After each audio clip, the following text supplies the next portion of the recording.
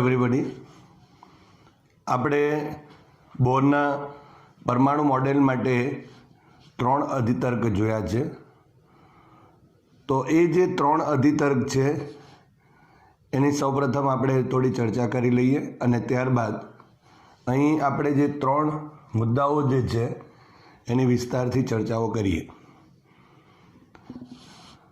જે બોરનું પરમાણુ મોડેલ છે એની અંદર આપણે અધિતર્ક નંબર 1માં આપણે એવું કહીએ છીએ કે જે પરમાણુ છે એ પરમાણુ અસંખ્ય જે કક્ષાઓ છે એ કક્ષાઓમાં અમુક એવી જે સ્થાયી અવસ્થાઓમાં રહેલી જે કક્ષાઓ છે કે જેમાં ઇલેક્ટ્રોન એ ઉર્જાનું ઉત્સર્જન કરતો નથી.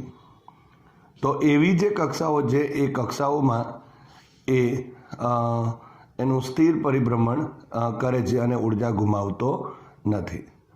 આ એનો અધિતર્ક નંબર 1 હતો. અધિતર્ક નંબર 2 મુજબ જો આપણે વાતો કરીએ તો એમ કહી શકાય કે જે પરમાણુમાં અનેક અથવા તો અનંત કક્ષાઓમાંથી ઇલેક્ટ્રોન એવી જ કક્ષાઓમાં એક સ્થિર ભ્રમણ કરી શકે કે જ્યાં ઉર્જા ન ગુમાવી શકે કે જ્યારે એ ઇલેક્ટ્રોનનું કોણીય વેગમાન એ h/2πના પૂર્ણાંક ગુણાંકમાં હોય. એટલે આપણે લખતા હતા L = NH/2π. અને ત્યારબાદ છેલ્લે જો આપણે કહીએ તો ત્રીજો અધિતર્ક મુજબ આપણે જાણીએ છીએ કે જો પરમાણુની અંદર ઇલેક્ટ્રોન વધારે ઉર્જાવાળી કક્ષામાંથી જો ઓછી ઉર્જાવાળી કક્ષામાં સંક્રાંતિ કરે ત્યારે એ ફોટોનનું ઉત્સર્જન કરે છે. અને એ ફોટોનની જે ઉર્જા છે એ ફોટોનની ઉર્જા એ બે જે કક્ષાઓ છે એની ઉર્જાના તફાવત જેટલું હોય છે. તો આ આપણા પાસે બોરના 3 અધિતર્ક હતા.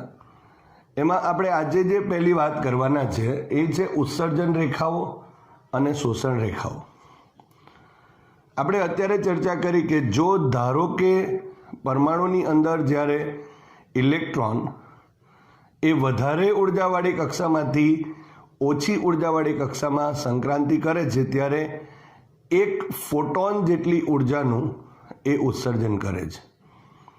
અને એ જે ઉર્જા છે એ બે જે વધારે ઉર્જાવાળી કક્ષા અને ઓછી ઉર્જાવાળી કક્ષાની જે ઉર્જાઓ છે એના તફાવત જેટલી તો હોય જ છે.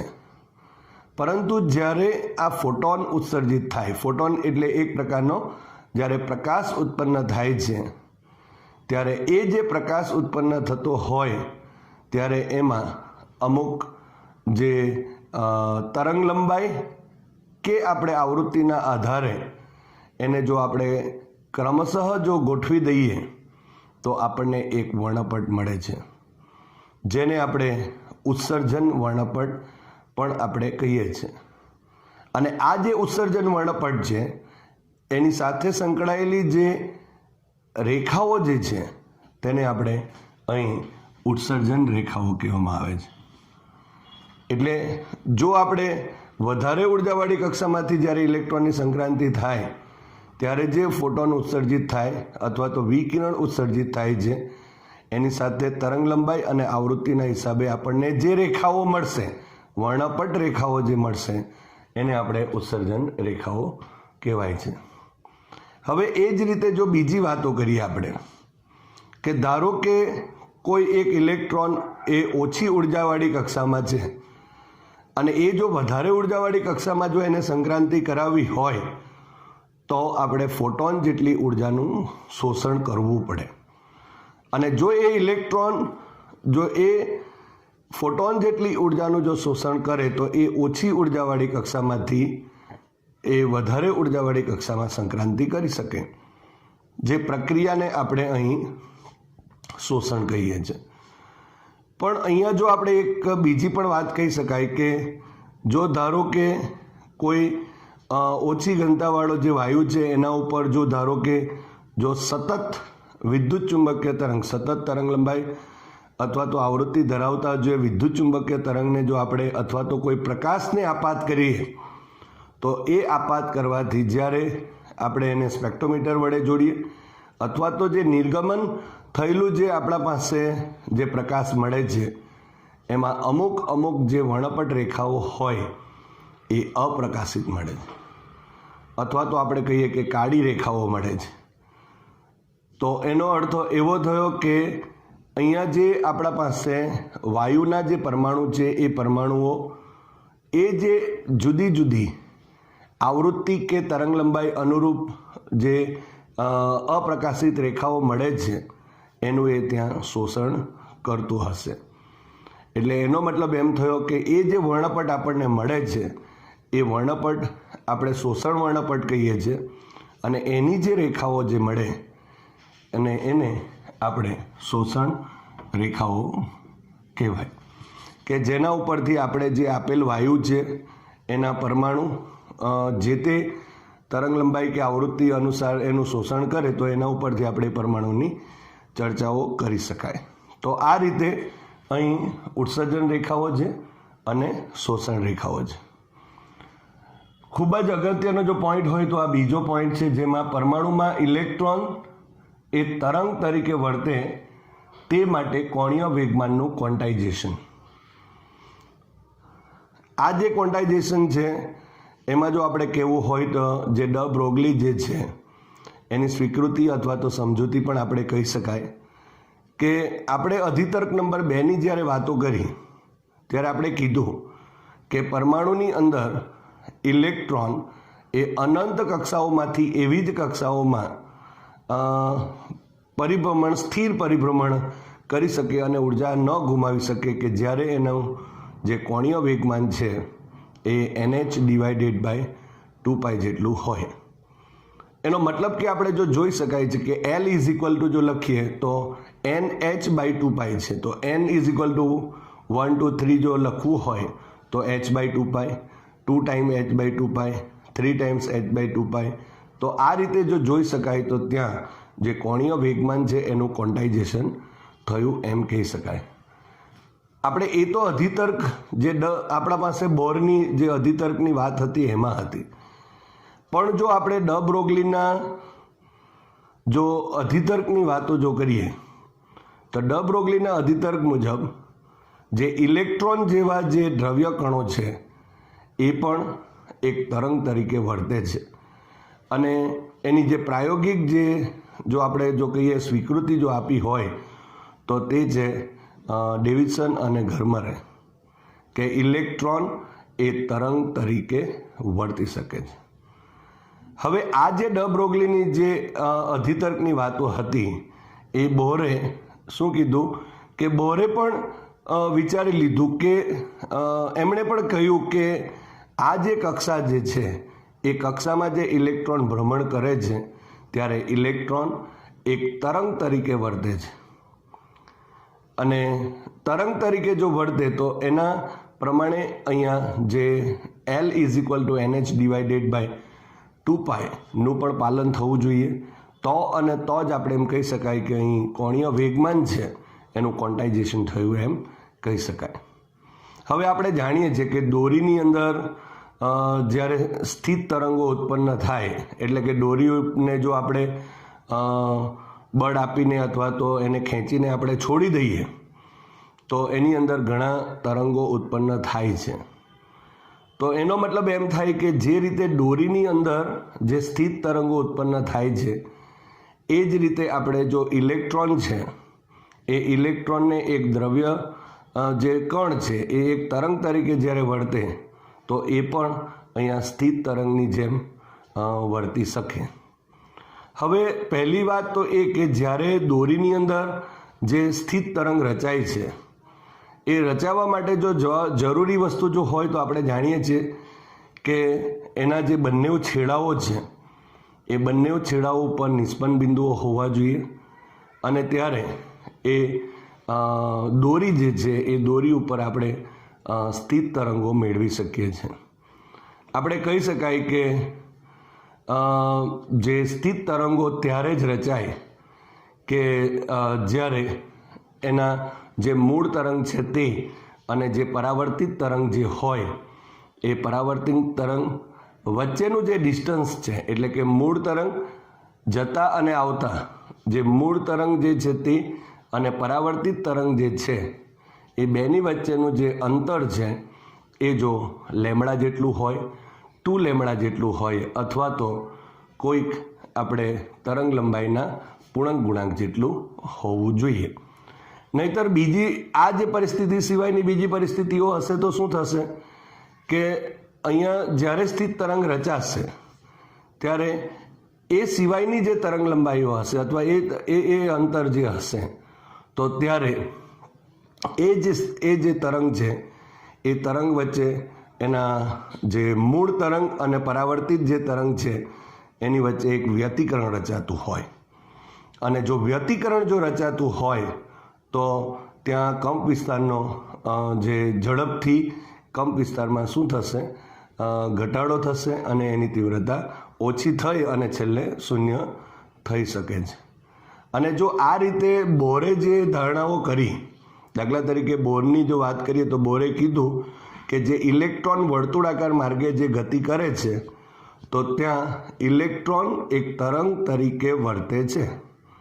પણ જો તરંગ તરીકે જો વર્તે અને જો એની તરંગ લંબાઈ જો lambda 2 lambda 3 lambda n lambda સિવાયની કોઈ હોય તો શું થશે કે એક વખત જ્યારે એ પરિભ્રમણ ચાલુ કરે ત્યારે એક સ્થાન પાસેથી ફરી પાછો જ્યારે એ સ્થાન પર આવશે ત્યારે જો આ સિવાયની જો કોઈ તરંગ લંબાઈ હશે તો એ ફરી પાછો એ સ્થાન પર આવી શકે નહીં અને જે એનું જે સ્થિર અવસ્થાની અંદરનું જે ભ્રમણ છે તે આપણે સમજાવી શકીએ નહીં.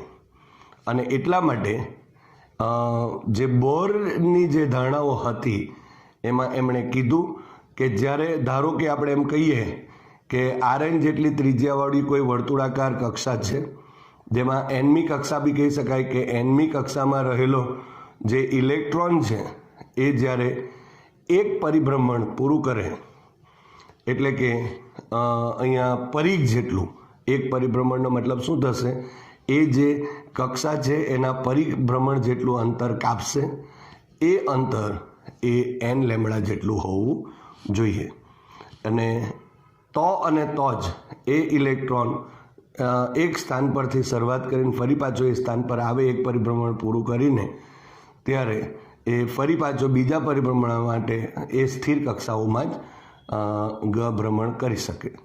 તો આપણે અહીં આ જે ચર્ચાઓ જે કરી છે એ ચર્ચાઓને આપણે અહીં જો સૂત્ર સ્વરૂપે મેળવી દઈએ એટલે કે આપણે અત્યારે ડ બ્રોગલીની જે સમજૂતી છે કે ઇલેક્ટ્રોન એક તરંગ તરીકે વર્તે છે તો એ જે સમજૂતી છે એ સમજૂતી ઉપરથી આપણે સૂત્ર મેળવીએ કે જે સૂત્ર જે બોરના અધિતર્ક 2નું સૂત્ર છે એ જ હોય તો જ આપણે એમ કહી શકાય કે આ જે આપણા પાસે બોરનો અધિતર્ક છે પરમાણુ મોડેલનો અધિતર્ક નંબર 2 છે એ અને આ ડ બ્રોગલીની જે સમજૂતી જે છે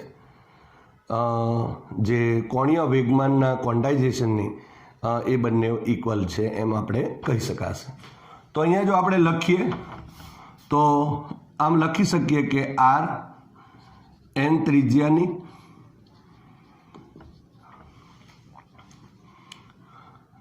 એટલે કે nમી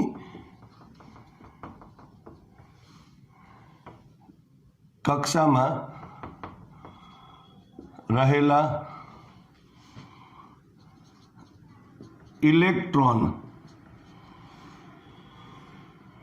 ઇલેક્ટ્રોને એક પરિભ્રમણ પૂરું કરવા કાપેલું અંતર એ પરિઘ જેટલું હશે એટલે અહીંયા લખીશું પરિઘ જેટલું હશે. આપણે nમી કક્ષામાં રહેલા ઇલેક્ટ્રોને એક ભ્રમણ પૂરું કરવા માટે કાપેલું અંતર એટલે એના પરિઘ જેટલું હશે બરાબર. અને જે આ તરંગ જે છે એ તરંગની જે તરંગ લંબાઈ છે એના nના પૂર્ણાંક ગુણાંક જેટલું હોય માટે અહીંયા જો આપણે લખવું હોય તો લખી શકાય કે 2 pi R N is equal to N lambda, જ્યાં લેમડા શું બતાવે છે કે ઇલેક્ટ્રોન જે તરંગ સ્વરૂપે વર્તે છે એની તરંગ લંબાઈ, જેને આપણે ડ બ્રોગલી તરંગ લંબાઈ પણ કહીએ છીએ. અહીંયા આર એનનો મતલબ અહીંયા એનમી જે કક્ષા છે એની ત્રિજ્યા થશે. સો અહીં આપણે આ જે સૂત્ર છે એને સમજવા માટે એક આકૃતિ દોરી દઈએ. ધારો કે અત્યારે આપણી પાસે અહીં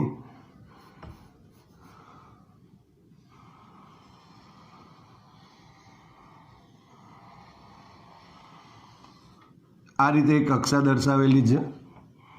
હવે આ જે કક્ષાઓ જે છે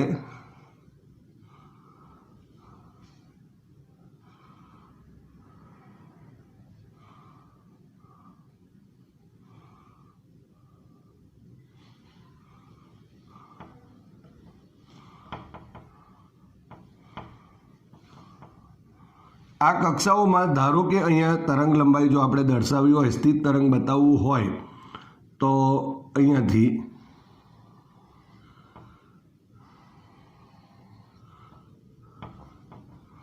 આ એક થશે,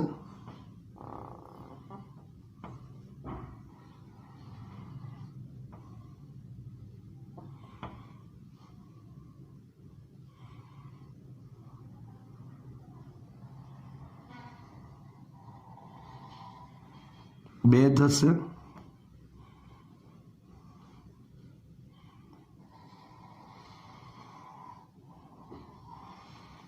અને 3. આ રીતે આપણે અહીં દર્શાવી શકાય. અને જો બીજો જો એનો આ મૂળ કહેવાય અને આ રીતે જો આપણે બતાવવું હોય તો આ રીતે પણ આપણે દર્શાવી શકાય.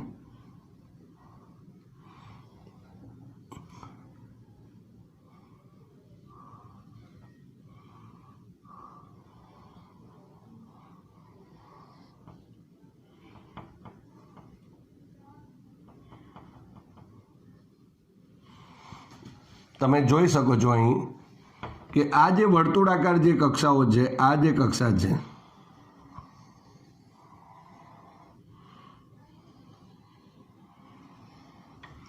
એમાં અહીંયાથી જો આપણે કોઈ પણ જગ્યા પરથી અહીંયાથી અહીંયા સુધી વિચારીશું તો એક આપણા પાસે લેમડા જેટલું અંતર, આ બીજું લેમડા જેટલું અંતર અને આ ત્રીજું લેમડા જેટલું અંતર. એટલે અત્યારે જે આકૃતિ આપણે દોરેલી છે એમાં આપણે n ઇઝ ઇક્વલ ટુ 3 બતાવેલું છે. એવું જરૂરી નથી અહીં 4 પણ હોઈ શકે, 5 પણ હોઈ શકે, પરંતુ જ્યારે આપણે અહીંયા ગમે ત્યાંથી લેમડાની જ્યારે શરૂઆત કરીએ તો અહીંયાથી અહીંનું જે અંતર, આ જે અંતર છે આટલેથી આટલે સુધીનું અંતર, અથવા આના સંદર્ભમાં કહીએ તો બી આ એક તરંગ લંબાઈ થઈ, આ બીજી તરંગ લંબાઈ થઈ અને આ ત્રીજી તરંગ લંબાઈ થઈ. આના સંદર્ભમાં કહીએ તો પણ એક આ તરંગ લંબાઈ, આ 2 તરંગ લંબાઈ અને આ રીતે 3 તરંગ લંબાઈ થઈ. એટલે અત્યારે જે આકૃતિ આપેલી છે એમાં આપણે n ઇઝ ઇક્વલ ટુ 3 લીધેલા છે એમ કહી શકાય. એટલે કે 3 તરંગ લંબાઈ જેટલી 3 તરંગ લંબાઈ જેટલું જે અંતર છે એ પરિઘનું છે એમ કહી શકાય, કે જે આ જે કક્ષામાં પરિઘ જેટલું આપણે બતાવી દીધું છે, 2 પાઈ rn જેટલું.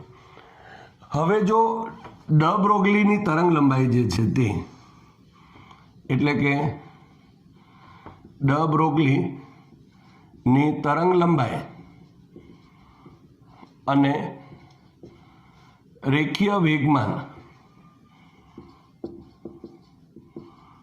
વચ્ચેનો સંબંધ એ આપણને ખ્યાલ છે, અને એ છે lambda is equal to h divided by p. હવે જો ઇલેક્ટ્રોન જે છે એ જો દ્રવ્ય કણ હોય તો p ઇઝ ઇક્વલ ટુ આપણે m ઇન્ટુ v લખી શકાય. અહીંયા vની જગ્યાએ આપણે vn લખીશું, કારણ કે nમી જે કક્ષા છે તે લીધેલ છે એટલે. તો અહીંયા pની કિંમત આપણે મૂકી દઈએ છીએ. સો h ડિવાઇડેડ બાય અહીંયા m બાય vn થશે. સો લેમડા ઇઝ ઇક્વલ ટુ આટલા મળી જાય. આ જે કિંમત છે તે આપણે અહીં એડ કરી દઈએ તો આ સમીકરણ નંબર 2 કહેવાશે. હવે સમીકરણ નંબર 1 અને 2 પરથી અહીંયા આ જે લેમડા છે એને ડ બ્રોગલીની તરંગ લંબાઈ કહેવામાં આવે છે. અહીંયા જો આપણે કિંમત મૂકીએ તો 2πRn is equal to n lambda. So અહીંયા 2πRn is equal to n કાઉન્સમાં h ડિવાઇડેડ બાય mvn. હવે જો આપણે આ m ઇન્ટુ vn અહીંયા લઈ આવીએ અને 2π ને આ તરફ લઈ આવીએ છીએ માટે mvn rn is equal to nh divided by 2π થશે. તો તમે જોઈ શકો છો આ જે પદ આપેલું છે એ કોણીય વેગમાનનું છે માટે અહીં L is equal to nh divided by 2π છે. એટલે અહીં આપણે જે આ સમીકરણ નંબર 3 મેળવેલ છે એ સમીકરણ નંબર 3 શું દર્શાવે છે કે ડ બ્રોગલીની તરંગ લંબાઈ અને વેગમાન વચ્ચેનો સંબંધ લઈને અને ઇલેક્ટ્રોન એક તરંગ તરીકે વર્તે છે એ ધારણા કરીને આપણે અહીં L is equal to nh by 2π મેળવેલ છે. એનો મતલબ કે અહીં ડ બ્રોગલીની સ્વીકૃતિ છે, એની સમજૂતી કહી શકાય. પરંતુ L divided by nh by 2π શું છે? જે બોરનું પરમાણુ મોડેલ જે છે એ પરમાણુ મોડેલ અહીં આપણે એમ કહી શકાય જે પરમાણુ મોડેલ છે એનો અધિતર્ક નંબર 2 છે, જે એમ કહે છે કે પરમાણુમાં અનેક જે કક્ષાઓ છે તેમાંથી અમુક જ એવી કક્ષાઓ છે કે જેમાં ઇલેક્ટ્રોનનું જો કોણીય વેગમાન L is equal to nh by 2π હોય અથવા તો h બાય 2πના પૂર્ણાંક ગુણાંકમાં હોય તો એવી કક્ષામાં ઇલેક્ટ્રોન ઉર્જા ગુમાવ્યા વિના એક સ્થિર કક્ષાની અંદર ભ્રમણ કરે છે.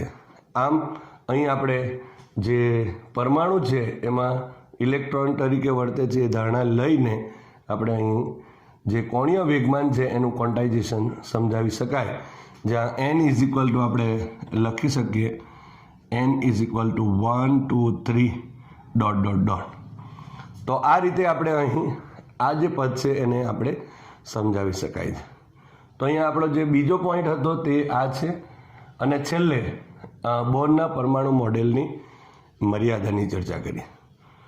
જો આ ચેપ્ટરનો આ છેલ્લો ટોપિક છે, અહીંયા આપણું ચેપ્ટર કમ્પ્લીટ થશે.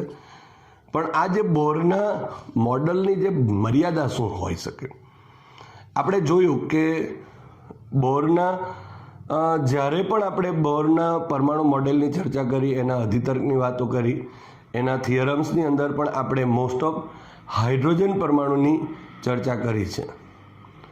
એનો મતલબ એમ થયો કે આ જે બોરનું પરમાણુ જે મોડેલ છે એ પરમાણુ મોડેલ આપણે માત્ર હાઇડ્રોજન જેવા પરમાણુ માટે જ, એટલે કે હાઇડ્રોજન જેવા પરમાણુ માટે જ એ લાગુ પાડી શકાય છે.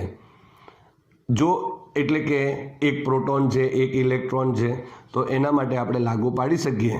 તે સિવાય જો બહુ ઇલેક્ટ્રોન પરમાણુ હશે તો ત્યાં આ જે બોરનું જે પરમાણુ મોડેલ છે તે આપણે લાગુ પાડી શકતા નથી. તો આ એની એક મર્યાદા થઈ. કારણ એક જ વસ્તુ કહી શકાય, ધારો કે હિલિયમની પણ વાતો કરીએ તો હિલિયમમાં પણ 2 ઇલેક્ટ્રોન હશે, અને જો એ 2 ઇલેક્ટ્રોનની જો વાતો આવે તો અત્યાર સુધી આપણે જે બોરની વાતો કરી, બોરના પરમાણુ મોડેલમાં કે ન્યુક્લિયસ પાસે એક પ્રોટોન છે, બહાર એક ઇલેક્ટ્રોન ફરે છે, અને આ રીતે પ્રોટોન અને ઇલેક્ટ્રોન વચ્ચે જે લાગતું જે વિદ્યુત બળ છે એની જ આપણે ચર્ચા કરી. પણ જો બહુ ઇલેક્ટ્રોન પરમાણુની જો આપણે ચર્ચાઓ કરીએ તો બહુ ઇલેક્ટ્રોન પરમાણુમાં શું થશે કે ઇલેક્ટ્રોન વચ્ચે લાગતું જે બળ છે એના વિશેની કોઈ પણ પ્રકારની અહીંયા ચર્ચા કરવામાં આવેલી નથી. આ ટાઈપની વાતો કરવાના પ્રયાસો પણ થયા હતા કે જો બહુ ઇલેક્ટ્રોન પરમાણુમાં આપણે આ મોડેલને લાગુ પાડી શકાય, અને એ માટેના પ્રયાસો પણ ત્યાં સફળ થયા ન હતા. એટલે અહીંયા જો આપણે કહી શકાય કે આ એક બોરના પરમાણુ મોડેલની મર્યાદા કહી શકાય. એટલે આપણે કહી શકાય કે બોરનું જે પરમાણુ મોડેલ છે એ હાઇડ્રોજન જેવા પરમાણુઓ માટે લાગુ પાડી શકાય, પણ બહુ ઇલેક્ટ્રોન પરમાણુ માટે લાગુ પાડી શકાય નહીં. બીજી એક વાત જો આપણે કહીએ તો અહીંયા આપણા પાસે જે પરમાણુ છે એ પરમાણુની અંદર આપણે જોયું કે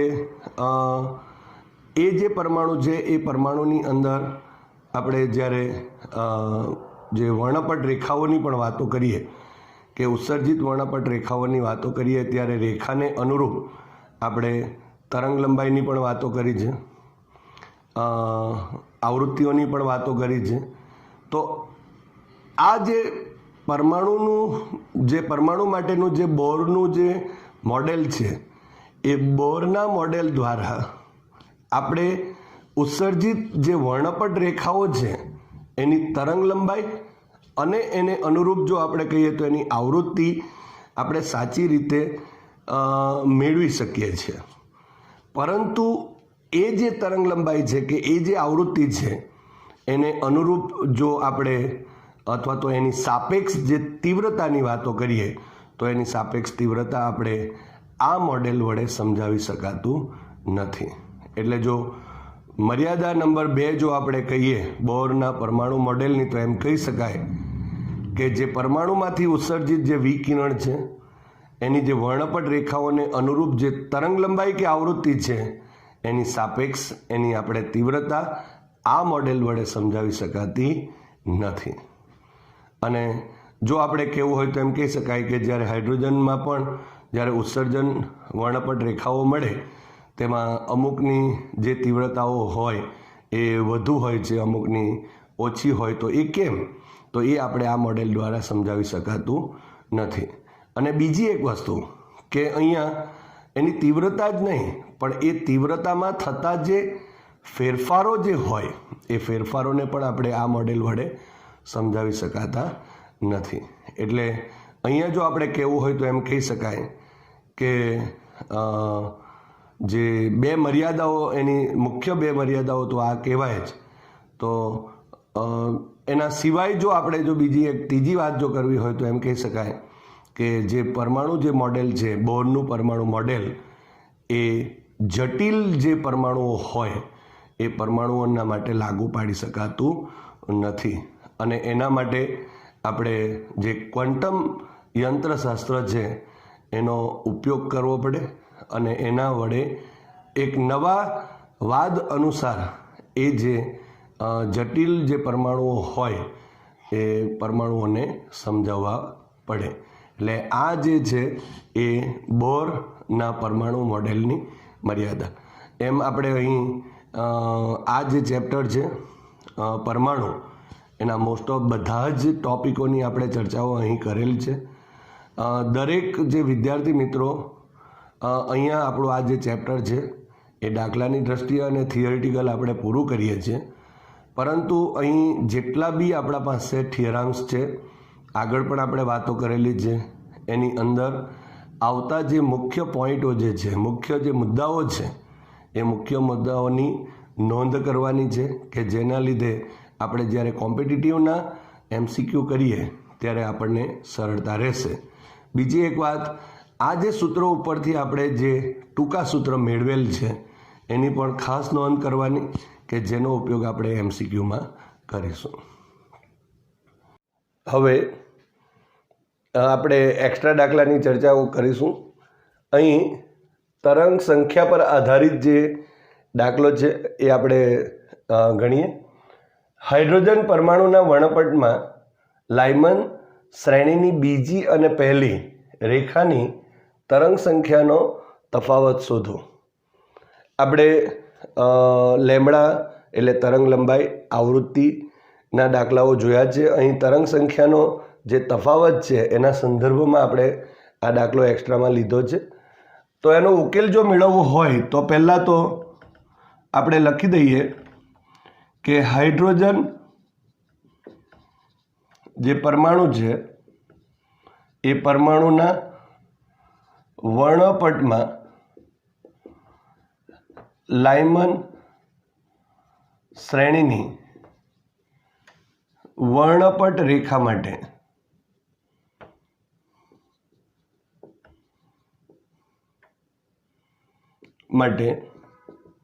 આપણે 1/λ સૂત્ર જે છે તે R કૌંસમાં 1/1² માઇનસ 1/n² થશે, જ્યાં n ઇઝ ઇક્વલ ટુ 2, 3, 4... હવે અહીં લાઇમન શ્રેણીની બીજી અને પહેલી છે. હવે પહેલી વર્ણપટ રેખા એટલે n બરાબર 2 થશે અને બીજી વર્ણપટ રેખા એટલે n બરાબર 3 થશે. તો આપણે લખી દઈએ પહેલાં લાઇમન શ્રેણીની બીજી રેખા માટે n બરાબર 3 લેતા એટલે 1/λ આપણને મળશે. અને જો 1/λ જો મળે તો અહીં 1/λ એટલે તરંગ સંખ્યા થાય ઇઝ ઇક્વલ ટુ r કૌંસમાં 1/1² માઇનસ 1/3² કરીશું. સો r કૌંસમાં 1 માઇનસ 1/9 થશે. સો 9 માઇનસ 1 એટલે 8, 8/9 એટલે 8r/9 થશે. આ આપણે 1/λ2 નામ આપીશું, ધારો કે બીજી છે એટલે આ સમીકરણ નંબર 1 લખી દઈએ. ઓકે, હવે લાઇમન શ્રેણીની પ્રથમ અથવા તો પહેલી રેખા માટે તો n બરાબર 2 લેતા. હવે આ સૂત્રનો ઉપયોગ કરીશું તો 1/λ1 નામ આપી દો. અહીંયા r કૌંસમાં 1/1² માઇનસ 1/2² થશે. સો r કૌંસમાં 1 માઇનસ 1/4 થશે. સો 1/λ1 ઇઝ ઇક્વલ ટુ r. હવે અહીં 1 માઇનસ 1/4 એટલે 4 લસાવો લઈએ તો 4 માઇનસ 1 એટલે 3/4 થશે. એટલે અહીંયા 3/4 લખવું પડશે. તો આ સમીકરણ નંબર 2 થયો. હવે માંગેલું શું છે કે લાઇમન શ્રેણીની બીજી અને પહેલી રેખાની તરંગ સંખ્યાનો તફાવત. તો આપણે લખી દઈએ. હવે લાઇમન શ્રેણીની બીજી અને પહેલી રેખાની તરંગ સંખ્યાનો તફાવત. તો અહીંયા 1/λ2 લખાશે માઇનસ 1/λ1 ઇઝ ઇક્વલ ટુ અહીં 8r/9 છે, અહીં 8r/9 માઇનસ અહીંયા 3r/4 છે. સો અહીંયા જો 36 લસાવો થશે એટલે અહીંયા 32r થયું, 32r માઇનસ અહીંયા 27r થશે. ફરી એકવાર અહીંયા 9 ચોક 36 થયા એટલે અહીંયા 36 લસાવો લીધો, આ 8 ચોક 32 થયા અને 9 તાલી 27 થશે. સો અહીંયા 32r માઇનસ 27. સો અહીં આપણા પાસે 5r મળશે divided by 36. So 5 into 1.09 into 10⁷. અહીંયા જે આપેલી કિંમત હોય તે જ લેવાની છે. અહીં 1.09 આપેલા છે તો આપણે તે જ કિંમત લઈશું અને ડિવાઇડેડ બાય 36 લખાશે. સો ઇઝ ઇક્વલ ટુ કેલ્ક્યુલેશન કરી દઈએ એટલે અહીંયા 5 ઇન્ટુ 1.09 divided by 36. So અહીંયા 0.15139 ઇન્ટુ 10⁷ થશે. હવે અહીંયા જે આપણને આન્સર મળશે તે મીટર ઇન્વર્સ થવાનો છે. ફરી એકવાર કેલ્ક્યુલેશન જોઈ લઈએ તો 5 ઇન્ટુ 1.09 ડિવાઇડેડ બાય 36 સો 0.15139 જેટલું થશે. સો ઇઝ ઇક્વલ ટુ 1.5139.